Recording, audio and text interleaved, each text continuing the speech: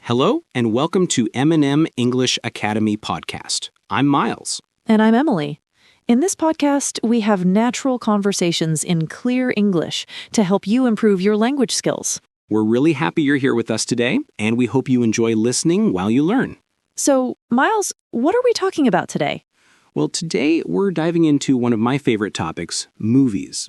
We'll talk about different types of films, our personal favorites, and some useful vocabulary along the way. Perfect. I love movies too. So let's start with the basics. Miles, what's the difference between a movie and a film?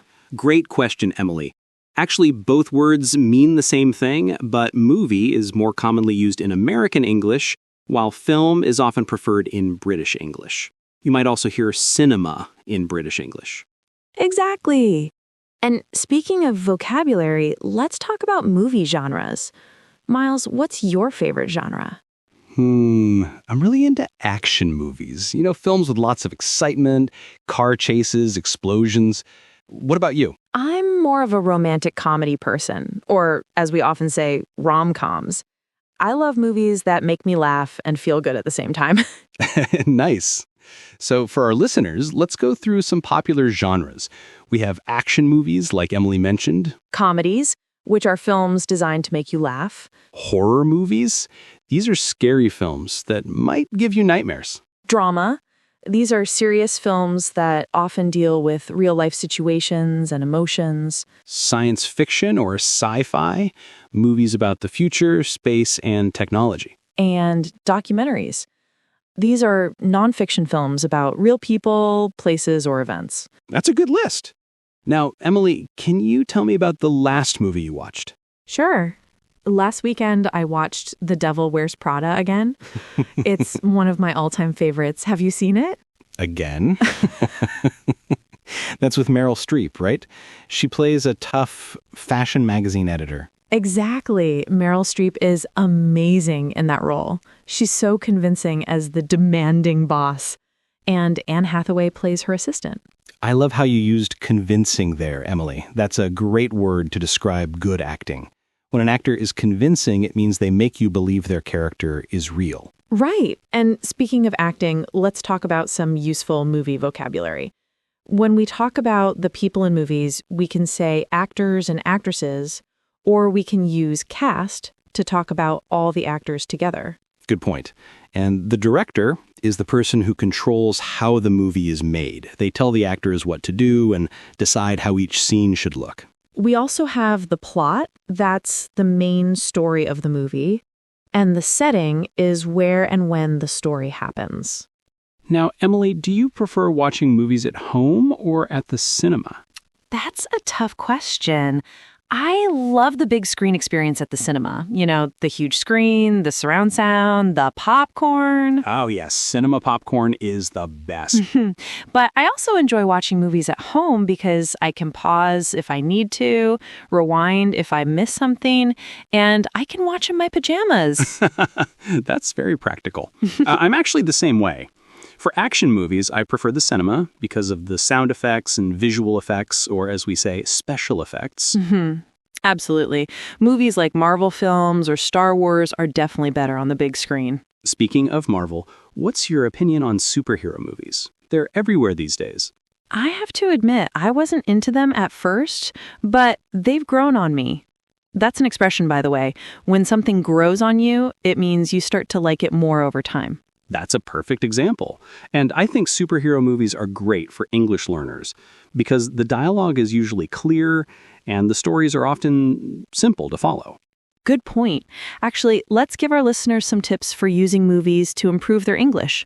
Miles, what would you suggest? Well, first, start with movies you've already seen in your native language. This way you know the plot so you can focus on the English. That's smart. And I'd recommend using subtitles at first, but use English subtitles, not subtitles in your native language. Exactly. English subtitles help you connect the written and spoken word. You can also pause and replay difficult parts. Another tip, choose the right genre for your level. Comedies can be difficult because of wordplay and cultural references. Action movies often have simpler dialogue. And don't try to understand every single word. Focus on getting the general meaning first. Great advice. Now, let's talk about movie reviews. Miles, how do you decide which movies to watch? I usually read reviews online or ask friends for recommendations. What about you? I check the ratings on websites like IMDb or Rotten Tomatoes. If a movie has a high rating, it's probably worth watching. Right. And when we talk about movies, we use specific language to express our opinions. For example, if I liked a movie, I might say it was brilliant, fantastic, or amazing. And if we didn't like it, we might say it was boring, disappointing, or a waste of time. We can also be more specific. We might say the acting was excellent, but the plot was confusing. Or the special effects were incredible, but the dialogue was weak. Those are really useful phrases. Speaking of plots, have you ever watched a movie that was so confusing you couldn't understand what was happening? Oh, yes. I remember watching Inception for the first time. It's about dreams within dreams, and honestly, I was completely lost. I know that feeling. Sometimes movies are deliberately complex.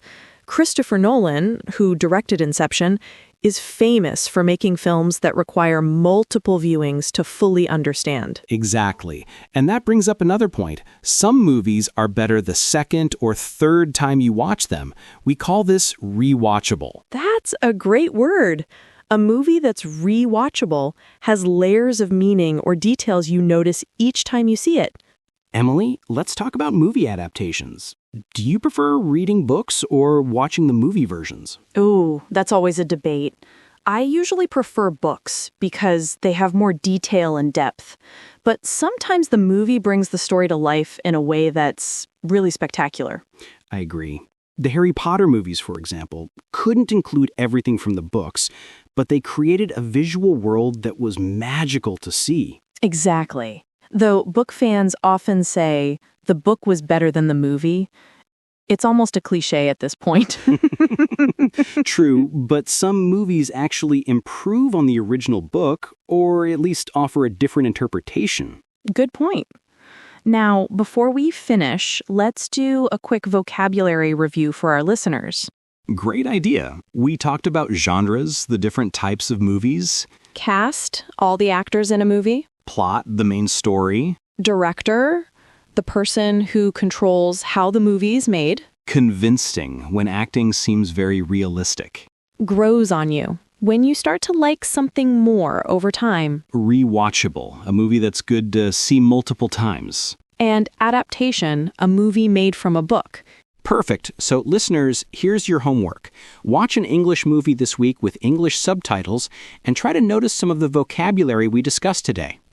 And don't forget, movies are not just entertainment. They're a fantastic way to improve your English naturally. That's right. You'll hear natural conversations, learn cultural references, and expand your vocabulary without even realizing it. That's all for today's episode of M&M English Academy Podcast. Next time, we'll be talking about food and cooking, another topic full of useful vocabulary. Until then, happy movie watching and keep practicing your English. See you next time. Bye, everyone.